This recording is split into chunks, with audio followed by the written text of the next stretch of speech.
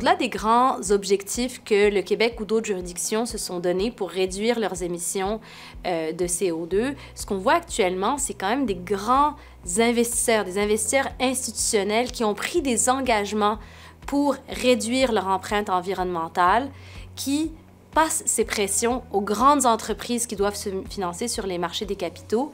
Mais ces grandes entreprises, ces grands donneurs d'ordre vont ultimement passer cette pression à leurs fournisseurs qui sont souvent des plus petites entreprises. Alors, les plus petites entreprises doivent se préparer, doivent également s'assurer d'avoir les talents nécessaires dans leur organisation pour être en mesure d'abord de mesurer leur impact environnemental. Donc, ça passe par exemple à être en mesure de faire le bilan carbone de son entreprise, être capable de mesurer l'efficacité énergétique de nos opérations. Ça nécessite de mieux comprendre les cycles de vie des produits qu'on développe. Tous ces éléments, d'abord se mesurer puis améliorer les façons de faire, vont devenir de plus en plus nécessaires, pas seulement dans les grandes entreprises qui ont des départements, des équipes dédiées, mais aussi dans les plus petites entreprises qui n'ont pas toujours toutes les compétences pour y faire face. Un sondage sur le changement climatique mené auprès de 1000 PDG d'organisations et dont les résultats ont été publiés en 2019 dans le Harvard Business Review a révélé que pour 99% d'entre eux, le développement durable est important pour le futur des entreprises. Pourtant, 62% de ces répondants se sont dit prêts à lier leur rémunération à des résultats en matière de développement durable. Encore plus important, seulement 44% de ces PDG estiment qu'il sera possible pour leur entreprise de devenir carboneutre d'ici 10 ans. Une étude parmi les gestionnaires des PME qui a été menée par la chaire de recherche du Canada en internationalisation du développement durable et responsabilisation des organisations, qui est dirigée par le professeur Olivier Boiral, indique qu'il y a globalement 3 types de raisons qui sont évoquées par les PME pour ne pas s'engager dans le virage vert. Le premier type de raison est la priorisation économique. En fait, plusieurs gestionnaires estiment que le virage vert est nécessairement associé à des coûts importants, ou que le virage vert peut affecter négativement leur compétitivité. Le deuxième type de raison évoquée est lié au manque de responsabilité. En effet, les gestionnaires des PME ont souvent tendance à reporter ou transférer leurs responsabilités vers d'autres acteurs. Par exemple, certains gestionnaires pourraient dire que c'est la faute du gouvernement si l'environnement devient de plus en plus pollué, ou encore que les grandes entreprises doivent être plus actives dans ce domaine, car elles sont plus polluantes. Finalement, le troisième type de raison évoqué par les gestionnaires des PME est en lien avec la minimisation de l'impact de leur activité. Et ce, malgré le fait que l'étude a été menée dans des entreprises polluantes qui opèrent dans les secteurs manufacturiers, énergétiques et de la transformation forestière. On pourrait également entendre comme argument que les changements climatiques n'ont aucun lien avec le type d'opération qu'ils mènent ou encore qu'ils ne produisent même pas de pollution. En réalité, ces obstacles, qu'ils soient réels ou perçus, peuvent être évités à travers une gestion des ressources humaines plus appropriée et une priorisation des pratiques.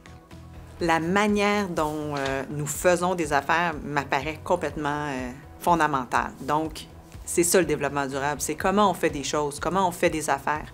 Et ça a toujours été au cœur de ce qui nous préoccupait.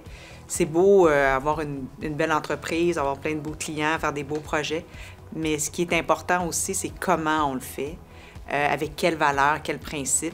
Casacom, c'est une firme de stratégie d'affaires, de relations publiques et de communication intégrée. Il y a une grande connivence, disons, entre B Corp et Casacom depuis toujours. Donc, c'est sûr qu'on regardait ça en se disant que ça serait vraiment intéressant d'aller chercher cette certification-là. On a fait la démarche, on a rempli le très, très grand questionnaire, puis sans surprise, on a été certifiés. Donc, il y avait comme une cohérence entre B Corp et Casacom au départ. Je vous dirais que la certification B Corp nous amène à être dans une amélioration continue. C'est génial parce que quand tu as la certification B Corp, premièrement, tu dois repasser la certification à tous les 3 ans, puis les exigences augmentent. Et par ailleurs, en étant certifié, on se pose toujours la question, est-ce que c'est B Corp, ça? Est-ce que ça va avec B Corp? Est-ce que ça convient? Est-ce que c'est aligné? Le genre d'engagement qu'on a pris, c'est par exemple augmenter à 20 les revenus provenant de clients ayant une mission sociale et environnementale. Également, composter nos aliments. Aussi, mettre en place des évaluations 360 pour notre équipe de leadership et éventuellement pour nos employés. Et aussi, augmenter, documenter l'implication bénévole de nos employés. Quand je pense à une petite entreprise, une quincaillerie comme exemple, bien, elle peut commencer par sa gestion de matières recyclées. C'est-à-dire, elle peut effectivement inciter ses clients du quartier à ramener leurs ampoules, à ramener leurs batteries. Dans les emballages, elles peuvent effectivement décider de disposer des emballages. Alors, elles peuvent, le carton, faire recyclage du carton. Mais je pense que même un petit quincaillier ou un petit commerçant du coin peut avoir un impact significatif sur l'environnement puis sur le recyclage au Québec en général, mais la gestion de matières résiduelles, c'est vraiment un enjeu important chez nous. On parle de gestion du verre, on parle d'un paquet de nouvelles politiques puis stratégies qui sont mises en place justement pour donner la chance aux entreprises de se prendre en main, quelle que soit leur grosseur. Il y a des gestes et des pratiques qu'on peut développer. Quand on parle des bacs de recyclage, bien, on peut faire de la meilleure qualité de tri du recyclage. Je vois des fois des choses qui m'interpellent beaucoup quand je visite des commerces où les poubelles sont pas distanciées du recyclage. Quand on voit que les bacs de recyclage servent à mettre n'importe quoi dedans. Je pense qu'un meilleur tri, une meilleure utilisation des bacs de recyclage peuvent être très efficaces pour la gestion de matières résiduelles. Quand on parle de donner une deuxième vie à une matière, j'ai déjà vu des bancs de parc qui sont faits en matière recyclée de béton, de verre. J'ai même, moi, un comptoir de verre recyclé dans ma cuisine. Alors, il y a énormément d'innovations au Québec qui partent de la matière qu'on a détruite, puis qui en font une deuxième vie à un deuxième produit. Ce qui est extrêmement intéressant, puis ce qui est extrêmement valorisant sur le point de vue environnemental.